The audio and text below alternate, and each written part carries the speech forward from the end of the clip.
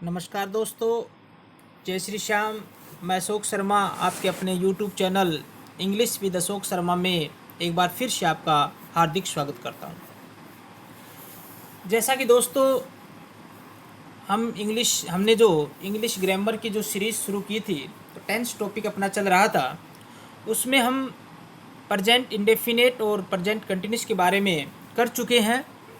अगर आपने हमारे वीडियोज़ को नहीं देखा है तो डिस्क्रिप्शन बॉक्स में जो है वो लिंक दिया गया है, उस लिंक पर जा कर के जो है आप वीडियोज़ को जो है वो देख सकते हैं।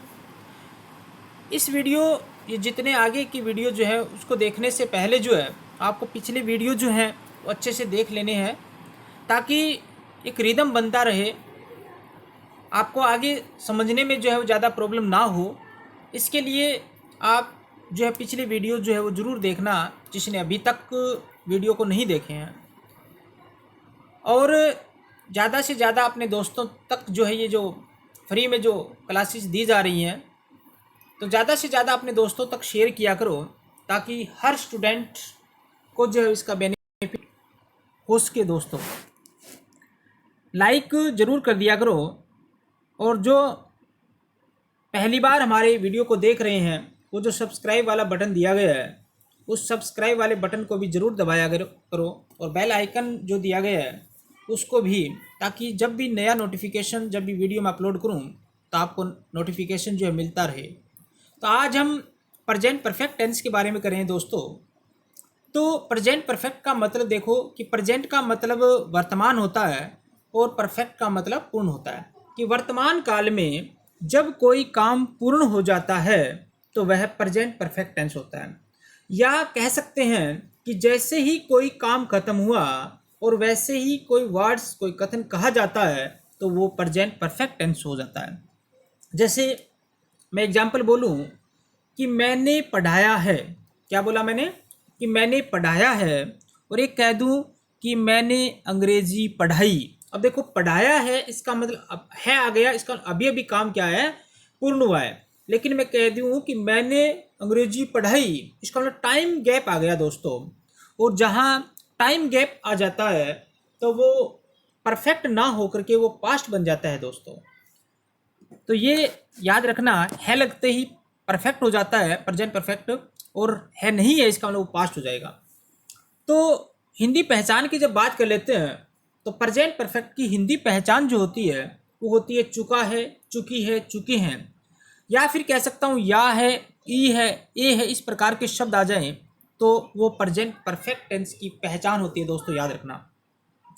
उसके बाद हम फॉर्मूले की तरफ बढ़ रहे हैं कि अफर्मेटिव या पॉजिटिव जो सेंटेंस होता है अपना, जो हमने पिछले की वीडियो में भी आपको बताया है कि जो अपना सकारात्मक जो स्टेटमेंट होता है उसकी पहचान क्या होती है।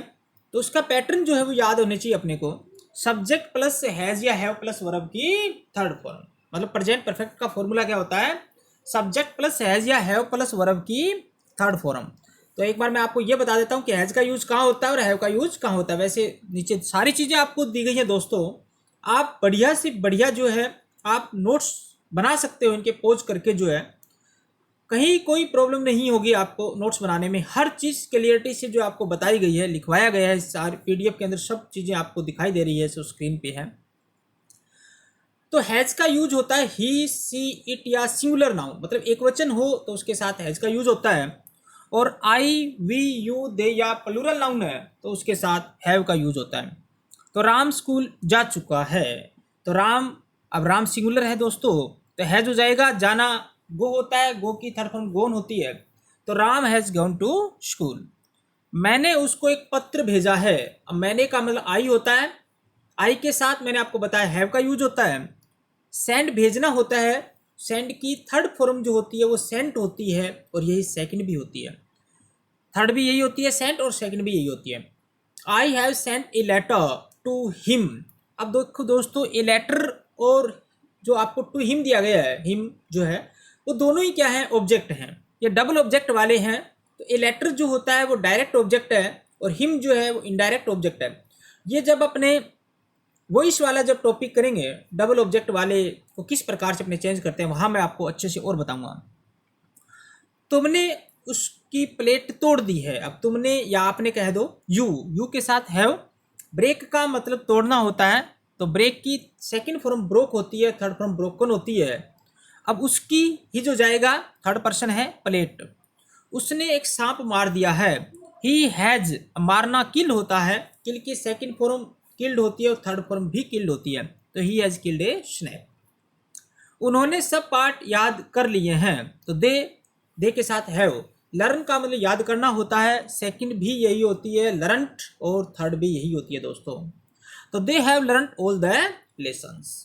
अब मैंने आपको बता चुका हूं कि ही, सी, इट और एक वचनकर्ता के साथ हैज का यूज होता है, और आई, वी, यू, दे या प्लूरल नाउन है तो उसके साथ हैव लगाते हैं। एक फॉर्मूला समझ में आ गया होगा। उसके बाद हम दूसरे की बात कर लेते हैं। तो दूसरा होता है नेगेटिव सेंटेंसेस, मतलब नकारात्मक। और नकारात्मक पिछले वीडियोस में आपको करवा चुका हूं कि नोट 3 नंबर पे लगता है। तो यहाँ फॉर्मूला देख लीजिए। सब्जेक्ट प्लस हैज या have plus note plus verb की थर्ड फॉर्म।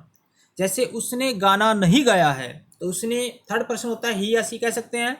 इनके साथ हैज लगता है, नोट 3 नंबर पे लगेगा। सिंग का मतलब गाना होता है, तो सिंग की सेकंड फॉर्म सेंग होती है और थर्ड फॉर्म संग होती है, संग द सॉन्ग। बढ़ई ने कुर्सी नहीं बनाई है, बढ़ई कारपेंटर होता है, तो the carpenter has note, banana made होता है, द चेयर। मैंने तुम्हारा पत्र नहीं पढ़ा है, आई के साथ हैव। नोट, पढ़ना रीड होता है, तुम्हारा या आपका यूअर होता है, लेटर। उन्होंने घोड़ा नहीं बेचा है, तो दे हैव नोट शेल, बेचना होता है, तो सेल की सेकंड फॉर्म सोल्ड होती है और थर्ड फॉर्म भी सोल्ड होती है, तो they have not sold the horse.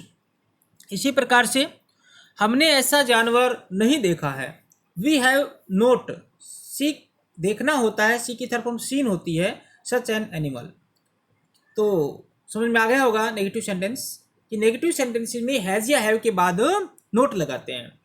उसके बाद हम तीसरे की फॉर्म बात कर लेते हैं, इंटेरोगेटिव सेंटेंसेस।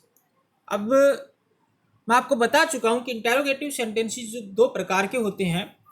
एक हेल्पिंग वर्ब वाले से, हेल्पिंग वर्ब से शुरू होने वाले, जिन्हें हम यस या नो टाइप वाले क्वेश्चन भी कहते हैं, हाँ या ना में जवाब देने से काम चल जाता है। और एक होता है अपने WH वर्ड वाले, जिनको पूरा आंसर देने की जरूरत पड़ती है। तो पहले अपने हेल्पिंग वर्ब वाले की बात कर लेते हैं। तो हैज़ या हैव पहले आ जाएगा, प्लस सब्जेक्ट प्लस वर्ब की थर्ड फॉर्म। जैसे क्या उसने अपनी गाय बेच दी है, तो क्या शुरू में आ गया, तो हैज ही, सेल बेचना होता है, मैंने आपको बता चुका हूँ, सोल्ड हिज काउ, अपनी। क्या तुमने अपना पाठ याद कर लिया है, have you learned your lesson. तो दोस्तों अगले एग्जाम्पल की बात कर लेते हैं।